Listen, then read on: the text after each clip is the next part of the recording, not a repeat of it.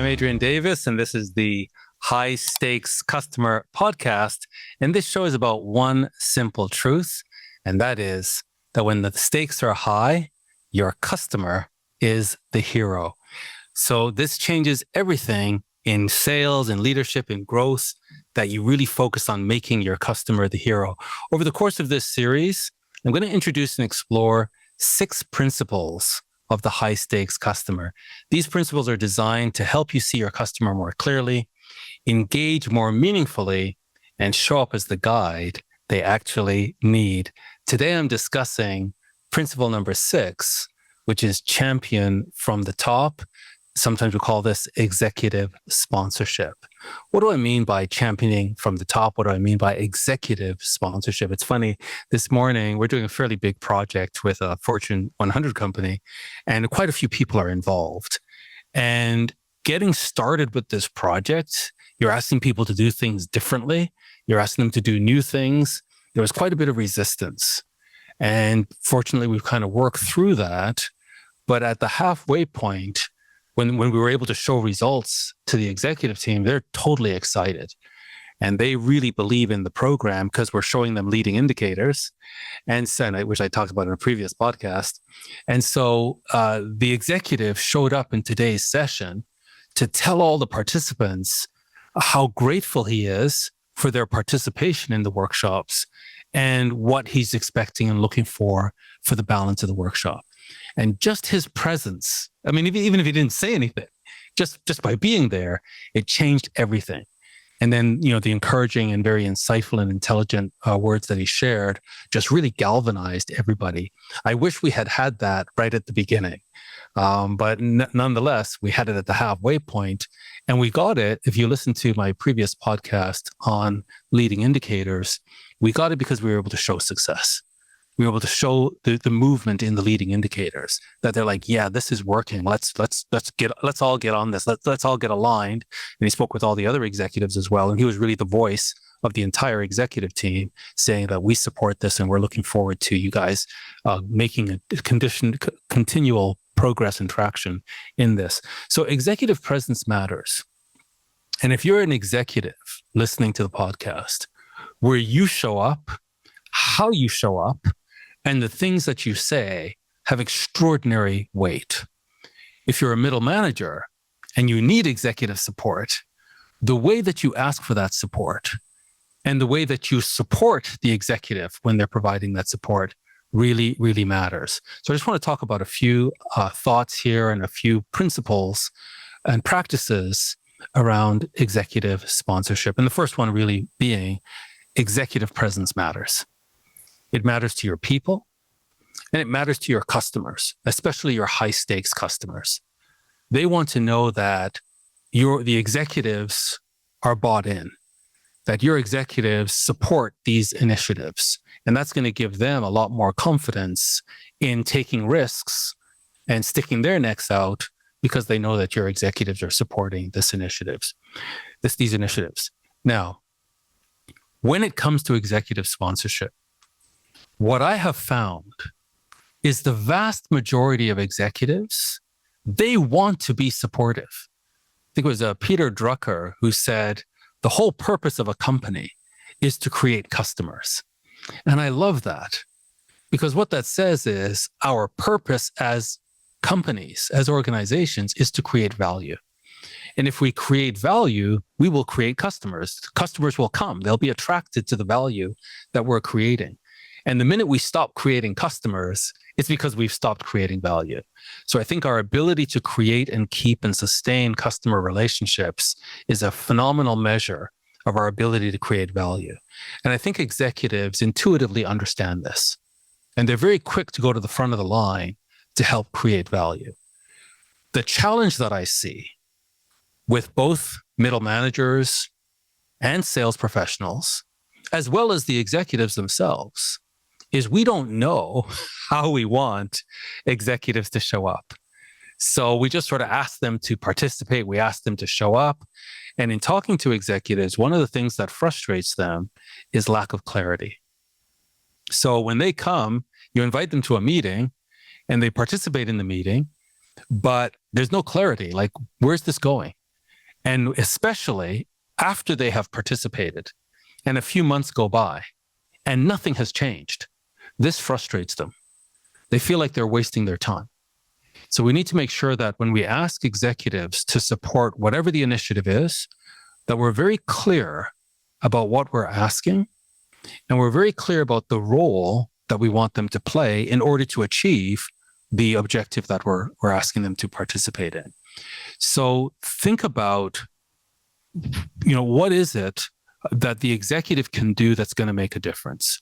So, for example, many times it's hard to get a meeting with a senior executive within your account just simply because of the title that's on your business card. If you're a practitioner, or even if you're a manager, a frontline manager, and the practitioner is asking you perhaps to participate in a meeting, if the title on the card is just not executive level, executives for the customer, they want to be peer-to-peer.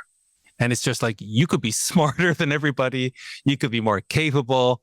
They want to see the name on the card, and they want to see the title on the card. So that matters. So make sure that you're able to get an executive level title in your meeting.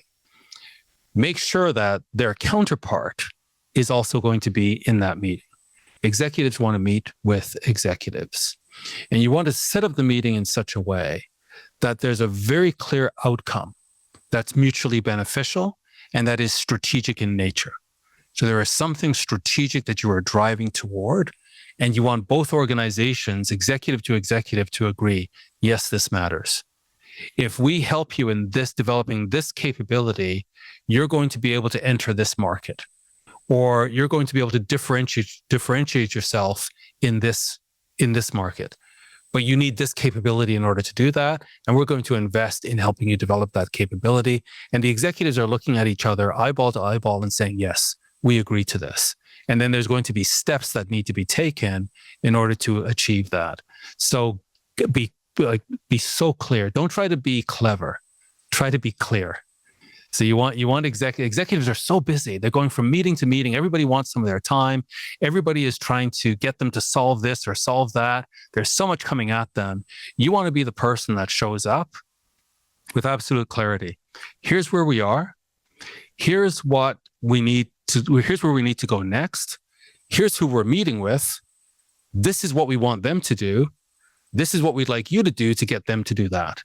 And they need to be briefed very simply. This is it. They can think on their feet. They didn't get to the position they're in by not thinking.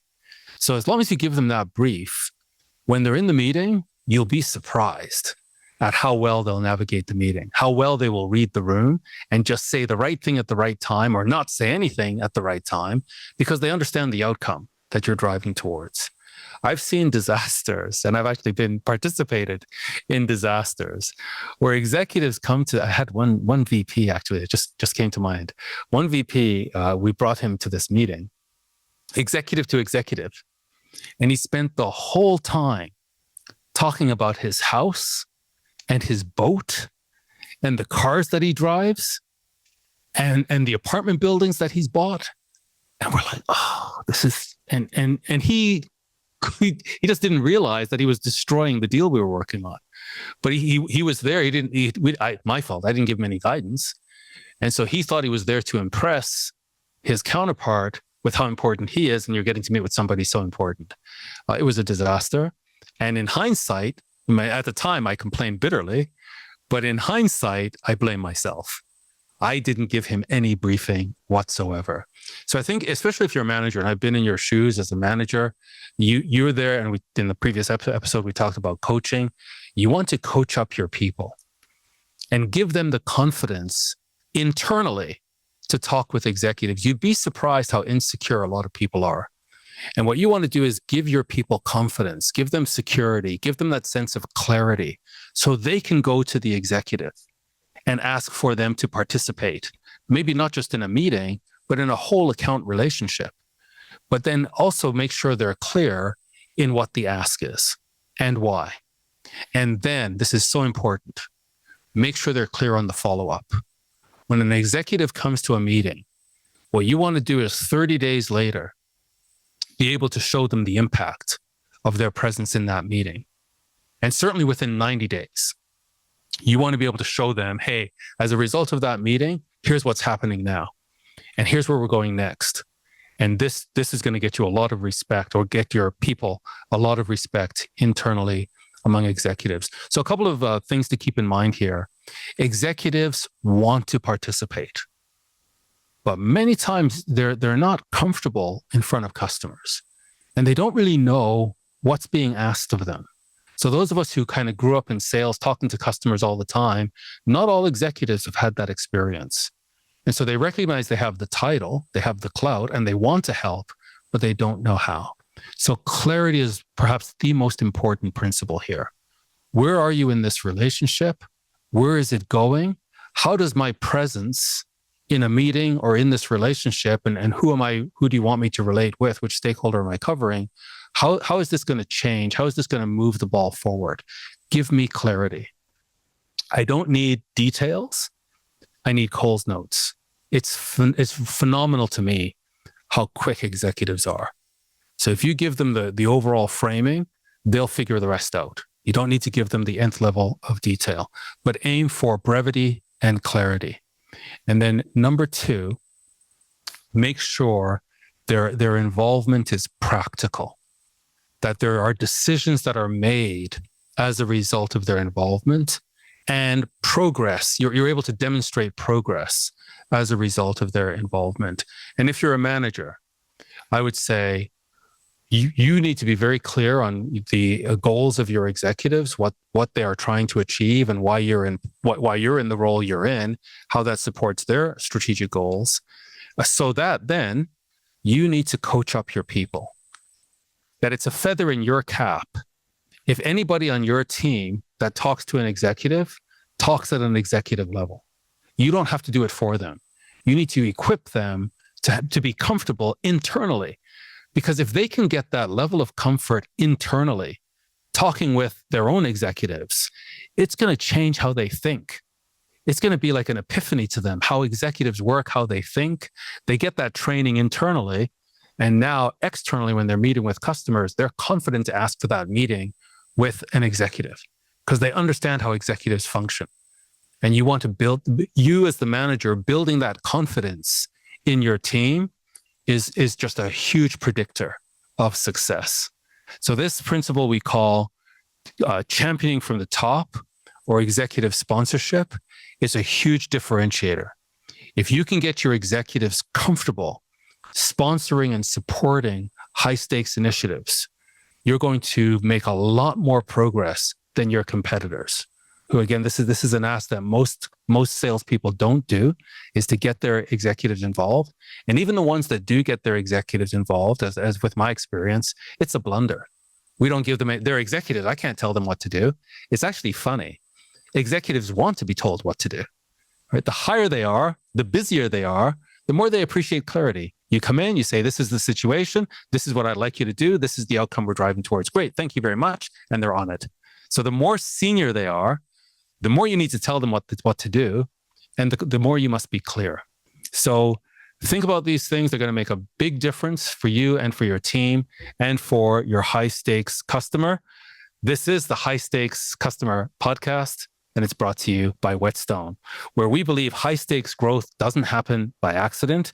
It happens when organizations align how they understand their customers, how teams work together, and how decisions get executed under pressure.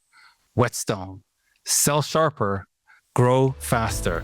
I'm Adrian Davis, and I hope you'll listen, subscribe, share, and sharpen your own capability in the relationships that matter most to you. Thanks so much for listening.